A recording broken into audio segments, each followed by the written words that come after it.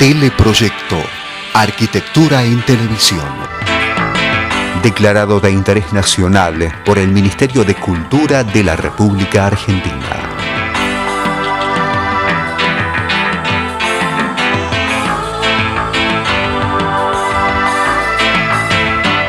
Dirección General, Francisco Fasano.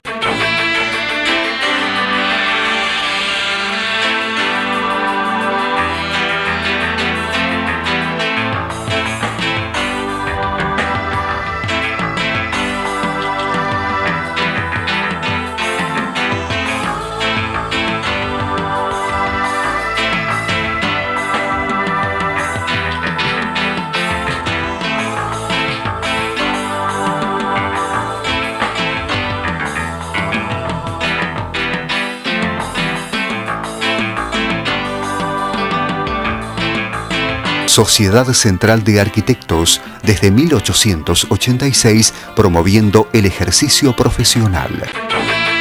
La calidad Knauf pasa al frente.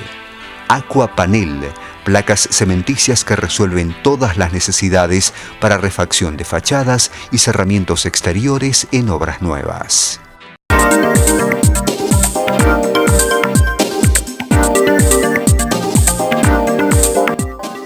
Universidad de Morón, Facultad de Arquitectura, Diseño, Arte y Urbanismo. Occhipinti, la excelencia en placares y vestidores, respaldada por un sistema de fabricación totalmente computarizado, garantiza calidad, tiempos y menores costos para grandes emprendimientos. Occhipinti, tecnología en placares. Hola, bienvenidos a una nueva emisión de Teleproyecto, sinónimo de arquitectura en televisión e internet, desde 1991, compartiendo con todos ustedes en forma ininterrumpida la actualidad del ejercicio profesional en diversas partes del mundo, la región y la República Argentina. Hoy compartiremos la entrevista exclusiva al arquitecto Raúl Merotra en su paso por Buenos Aires. Una mirada que parte de su India natal hacia las problemáticas del mundo global, una de las cuales es la creciente concentración de población en las ciudades. La concentración de gente en las ciudades produce desigualdades entre el rico y el pobre, entre la gente común y los seres diferentes, entre el Estado y el sector privado. Esos son precisamente los binomios que nosotros como proyectistas debemos resolver. Los arquitectos ocupamos un rol importante en suavizar las diferencias entre esos mundos urbanos. Creo que la labor del diseñador no ha sido reconocida lo suficiente y esto deberemos cambiarlo en el futuro.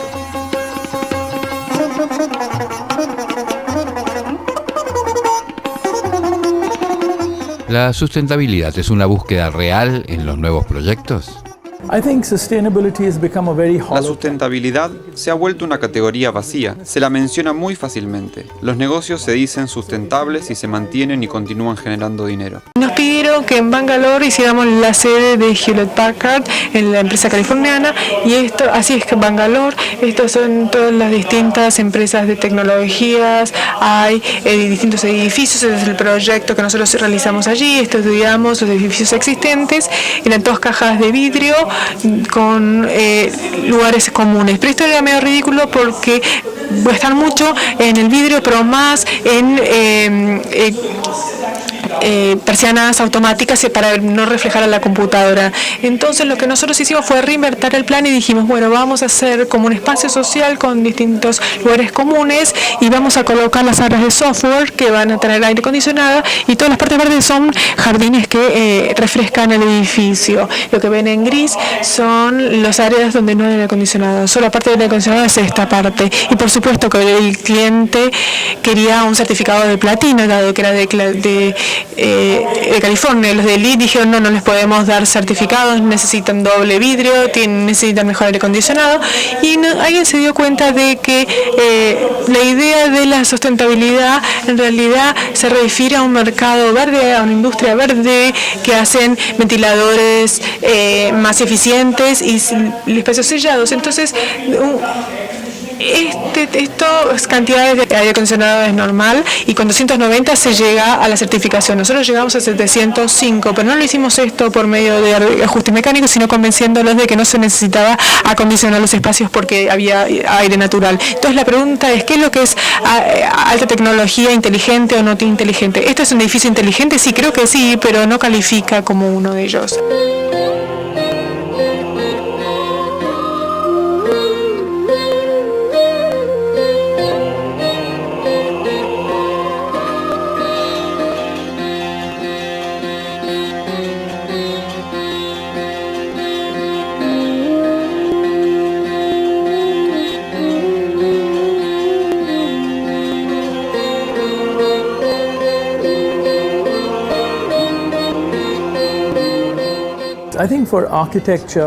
Para la arquitectura, cuando hablamos de sustentabilidad, es importante reconocer que lo social es también un material.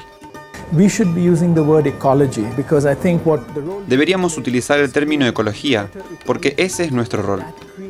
Lograr un mundo más equilibrado entre lo social y lo material, expresado de modo formal.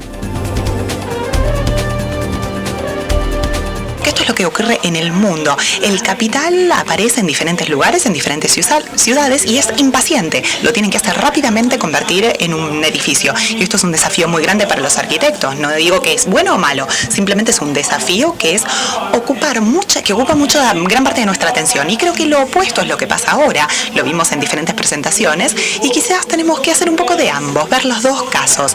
La recuperación de lugares de la ciudad en donde, por ejemplo, el capital va a fundaciones o a de distintos lugares en donde hay que ser mucho más pacientes y trabajar mucho más lentos. Para nosotros, el capital que sale de un lugar y va al otro, la idea es cómo resistirlo, de forma no de rechazarlo, sino de tratar de hacerlo que esté más comprometido con un lugar. La arquitectura puede realmente desempeñar un rol importante.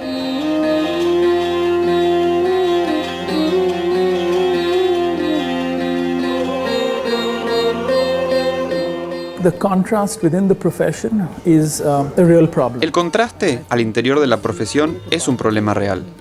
Es muy importante resolver esa contradicción. Por un lado, existe el mundo informal con gente que forma parte de él y los arquitectos que sienten que deben abordar esta problemática deciden trabajar con los pobres, en las favelas, en las villas.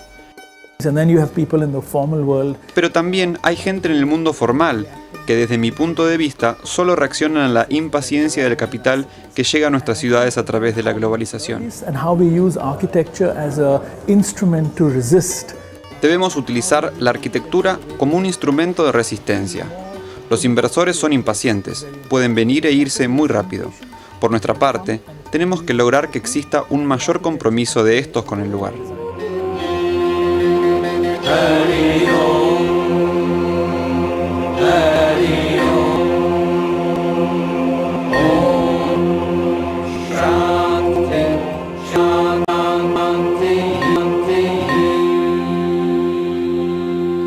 Este es mi último cliente, el elefante, y este es el mahut. El mahut es quien cuida a los elefantes. Es una relación muy complicada. El mahut es muy poco lo que ganan y con eso tienen que cuidar al elefante, cuidar a sus familias y vivir. Es muy difícil porque los elefantes no deberían estar en el desierto. Llegaron al desierto con los mongoles cuando los mongoles llegaron a India, armaron el Taj Mahal, etc. Y se utilizaban de esta manera.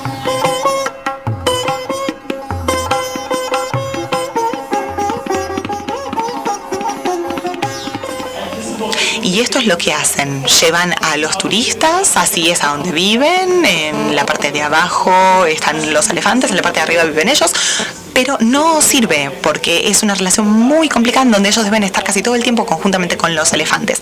Hay muy poco presupuesto para trabajar con ellos, con lo cual lo que tratamos de hacer es hacer que esto sea como un proyecto de paisaje. Si se hace pequeños espacios de agua en donde puedan crear una sensación más tropical para los elefantes, quizás esto podía mejorar. Empezamos a analizar el paisaje. Este es el plan que hicimos con muchos sectores de agua. Es muy complicado. Analizamos en realidad las especies locales y en el 2007 esto era la imagen y después de 3 años después de recolectar agua cambió todo el área y ahora se hizo más tropical.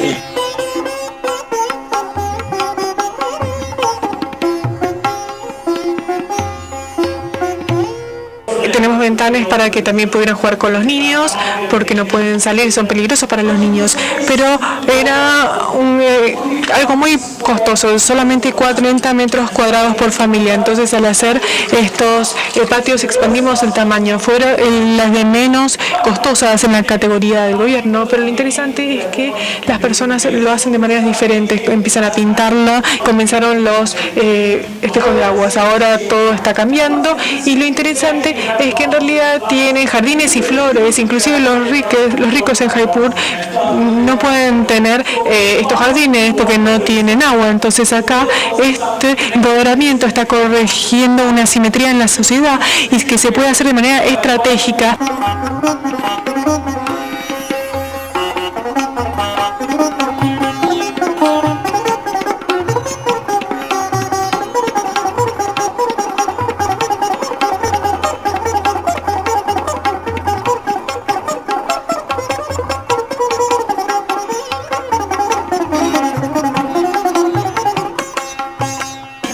En este caso, por ejemplo, tenemos una pareja en donde quisieron ampliar su casa, hacer un living, y que en este caso, como es una casa de vacaciones, tenían que simplemente ampliar un sector en donde no podían tomar en realidad más espacio de lo que les correspondía, porque al fin y al cabo no la iban a utilizar demasiada cantidad de tiempo. Esto fue un gesto que no solamente pudo servir para ellos, sino que en realidad creamos todo un sistema para que también todo el pueblo alrededor pudiera utilizarlo, y una sinergia que podía ayudar a todos. De esta manera los arquitectos pueden empezar a pensar no solamente desde el punto de vista de los materiales, sino que también pueden empezar a lidiar con cuestiones sociales dentro de su arquitectura. Aquí hay un tema fundamental, que es este gesto, que es el gesto de generosidad, de poder utilizar una parte de una casa privada para que sirva para toda la comunidad.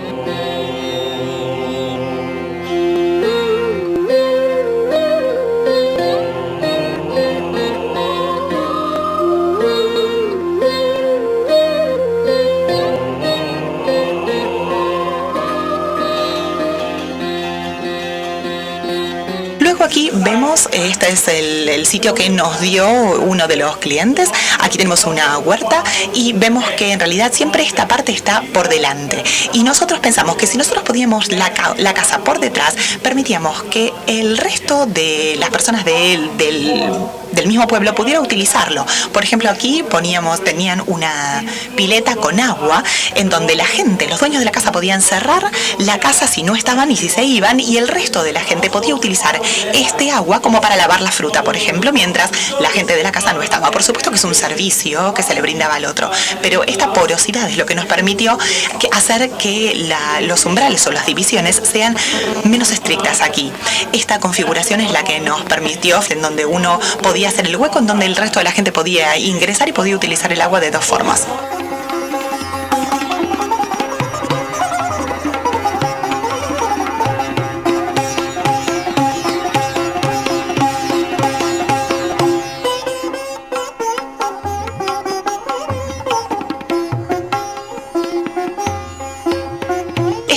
Es un ejemplo urbano, y aquí la pregunta que surge, como siempre, es cuando estamos haciendo construcciones en ciudades o en sociedades tan polarizadas, ¿cómo se puede utilizar una casa de manera doble? ¿Cómo pueden hacer para que no sea solamente monofuncional o unifuncional? ¿Cómo puede hacer más de una cosa, o cómo se la puede utilizar para más de un propósito?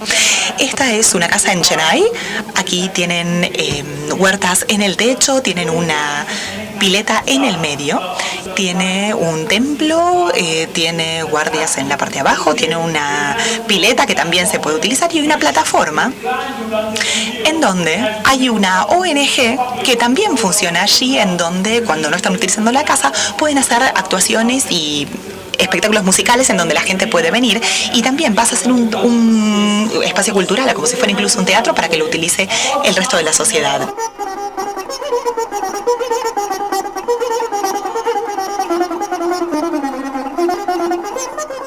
Aquí tenemos nuevamente una huerta, y una huerta de té en realidad, y luego un chalet detrás.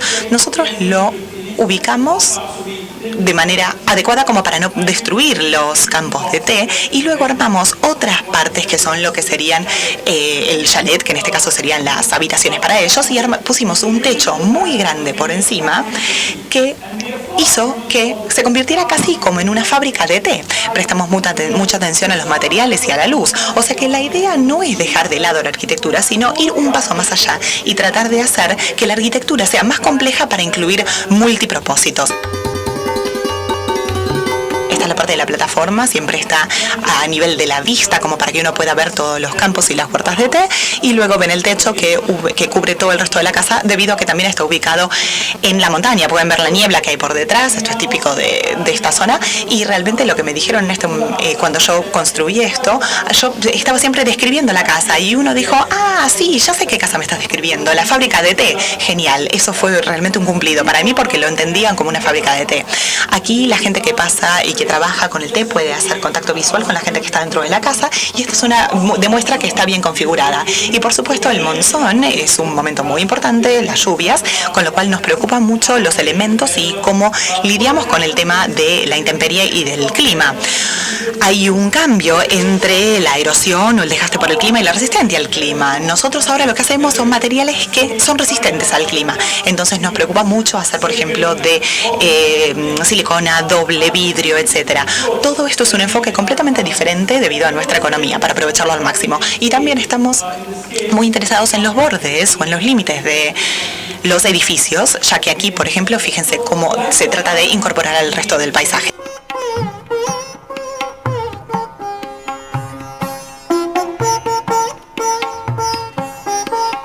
En India, por ejemplo, con las favelas o en algunas otras partes de América Latina, tenemos este tipo de problemas en donde uno puede tener una solución, pero ¿cómo se hace para lidiar con estas soluciones de forma tal que puedan realmente resonar de forma global, para que estas que sean las pequeñas lecciones que América Latina o India o algo así puedan mostrar al resto del mundo y hacer globales? El primer proyecto es para los niños de las favelas y el cliente se llama Magic Bus. Tienen 5 colectivos, buses grandes, y se los llaman mágicos porque los llevan a los niños de las favelas a un campus que está llena de Bombay para que hagan deportes con buena comida, como para darles una idea de cómo podría ser la vida también. Lo que dijimos es, vamos a las favelas, empecemos a analizar todos los materiales con los que trabajan en las favelas y vamos a utilizar los mismos materiales como motivo para hacer, en primer lugar, que para los niños sea familiar, que no pasen a un entorno totalmente diferente. Entonces, de esta manera, los padres quizás ellos vinieron de una ciudad, perfecto, para ellos no hay cambio, pero ellos nacieron y vivieron en una favela, con lo cual tenemos que hacer que sea familiar para ellos. Y por otro lado, los niños tienen que aprender a reparar sus casas, o sea, a ver los mismos materiales que los que utilizan en sus casas, pero mejor utilizados, de esta manera que también sea un elemento educativo. Y luego, cómo se puede volver a transformarlo o a llevar esto nuevamente a la favela, y cómo pueden hacer que dentro de una favela se arme un centro comunitario. Esta es una imagen de un niño que vive en una favela. Observen las medias y la camisa blanca, sale de la favela pero va a la escuela.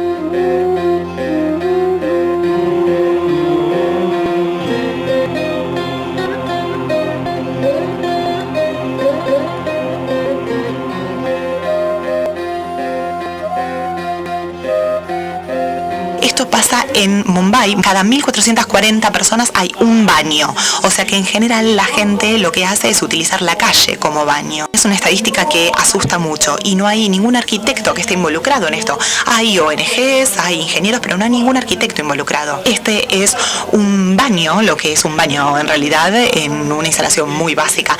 Las mujeres no van allí de noche porque generalmente no hay luces y es muy peligroso. Nosotros entonces inventamos un prototipo utilizando otro tipo de edificios en donde poníamos a los hombres por debajo, las mujeres en el primer piso para que sea más seguro para ellas. En el ático poníamos la parte de los baños, con lo cual teníamos aire de por sí para que se pudiera ventilar rápidamente. Una vez que yo obtuve estos paneles solares, lo pusimos allí y lo que implicaba era que no solamente se utilizaban durante el día, sino que también se convirtió en un centro comunitario porque se podía utilizar de noche gracias a la energía.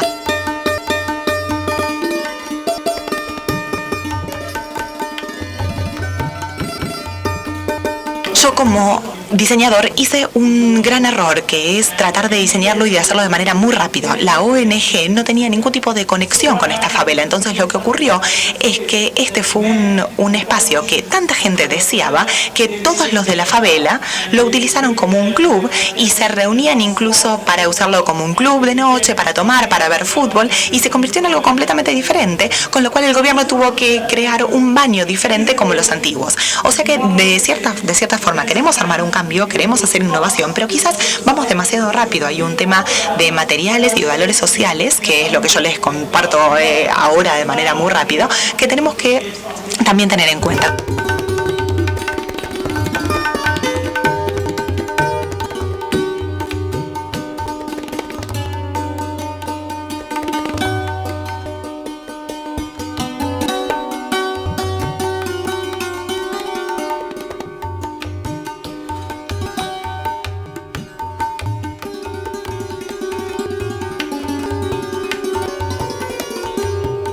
Para mí el momento es un momento muy interesante.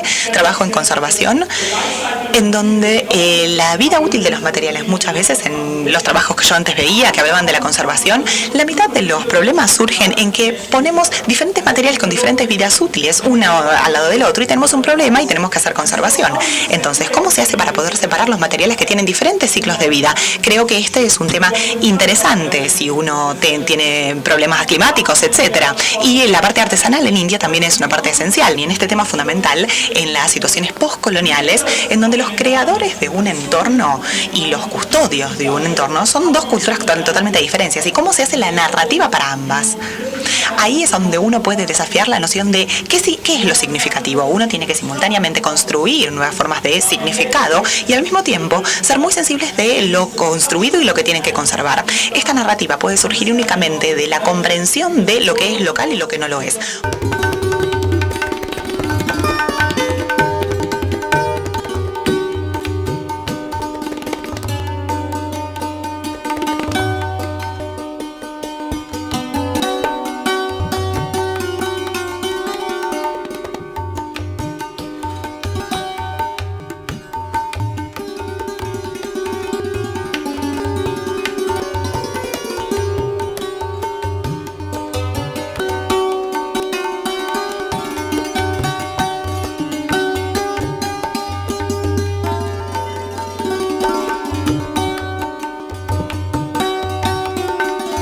Tenemos distintos programas que no tienen precedentes, por ejemplo, compañías de software electrónico, oficinas corporativas, no tenemos precedentes. ¿Cómo manejamos eso? Y por supuesto hay imágenes obvias a las cuales estamos expuestos. Este es el proyecto, que fue una oficina corporativa para una empresa de maquinarias en India. Lo hicimos en el 1996.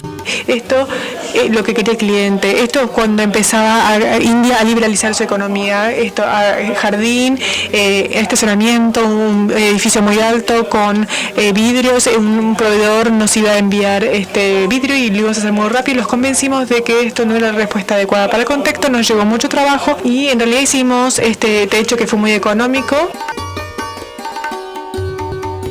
Había una oficina, acá había ventilación natural y había 7 oficinas dentro de todo el edificio. Entonces tenía una presencia completamente distinta porque uno podía ver a través de la ventana, podía ver las oficinas y a medida que entraba había agua en movimiento para refrigerarlo y el sonido del agua, y tenía distintos corredores donde la gente se podía sentar, siempre había presente espacios verdes.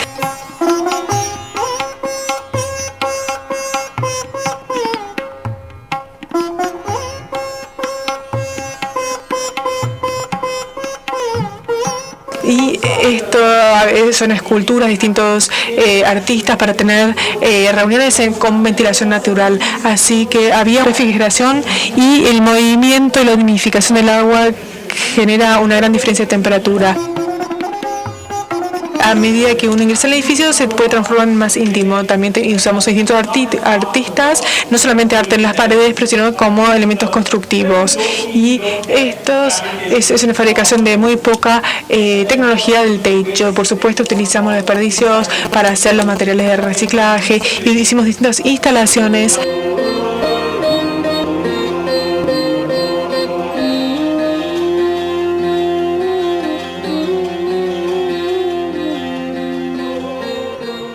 lo más importante fue crear estas pantallas, porque todo el edificio tiene ventilación natural. Esto es lo que utilizaban los mogules y para ventilación natural. Utilizamos eso como una idea, pero lo hicimos a partir del metal de desperdicio de la empresa que fabricaba este metal. Porque si las personas sentían el material que en realidad les da el trabajo, iba a tener una identificación totalmente distinta. Entonces fuimos a la fábrica y recolectamos todo el material de desperdicio y se realizaron como estas especies de pantallas con distintos diseños. Pero todos eran metal de desecho que se recuperaba como forma de construcción. Dependiendo de la privacidad, por supuesto, y de la densidad, cambiaba la estructura.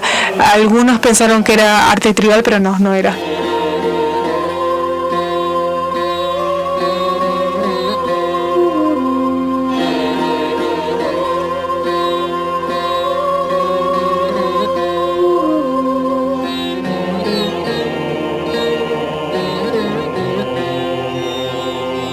Hoy los jóvenes tienen un acceso casi ilimitado a la información por Internet, pero ¿pueden metabolizar todo ese cúmulo de imágenes y conceptos? Debemos darle a los jóvenes las herramientas de sabiduría y conocimiento como para filtrar toda esa información que está al alcance de la mano y en forma económica. Es vital darle un criterio para que la información se les vuelva útil. La pedagogía y la educación deben cambiar, no ya enseñando cómo acceder a la información, porque hay mucha, sino cómo filtrarla, cómo extractar valores que actúen como lentes para distinguir cuáles son los apropiados y tomar las decisiones correctas. Se necesita un cambio drástico hacia el reconocimiento y dominio de la tecnología para todos.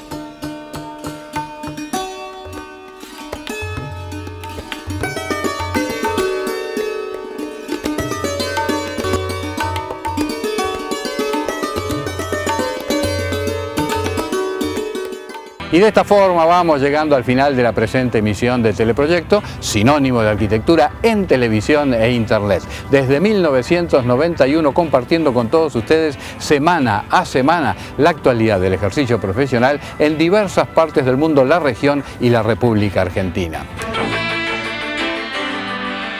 Hoy pudimos conocer una profunda mirada desde la India sobre el mundo que reclamó la necesidad de un mayor compromiso de los arquitectos con la comunidad.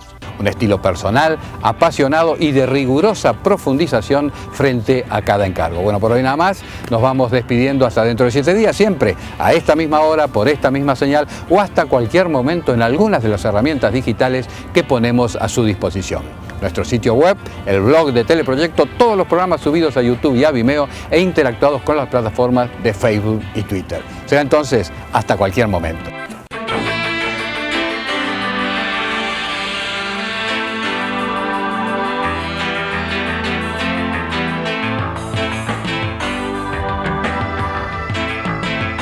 Archivos Activos es la solución integral en equipamiento para empresas, muebles, panelería, sillas y sillones, todos con la mejor terminación del mercado. Archivos Activos, muebles de trabajo. Fue una producción de Teleproyecto, www.teleproyecto.com.